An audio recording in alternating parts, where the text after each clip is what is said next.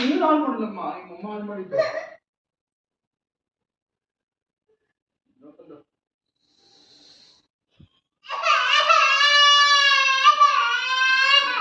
ನೀನು ಆನ್ ಮಾಡಿಲ್ಲ, ಅಮ್ಮ ಆನ್ ಮಾಡ್ತಾರೆ. ಆನ್ ಮಾಡಿ ಇಟ್ಟಿದ್ದಲ್ಲ ಟಿವಿ ರಿಮೋಟು. ಎಲ್ಲಿ ಬರ್ತಿದ್ದಲ್ಲಿ ಟಿವಿ ಇವಾಗ? ಹಂಗ ಹೊಡೆದ್ರು ಬರ್ತಾ ಇಲ್ಲ. ನಾನು ಪಪ್ಪ ಹೊಡೆದ್ರು ನೀನು ಟ್ರೈ ಮಾಡು.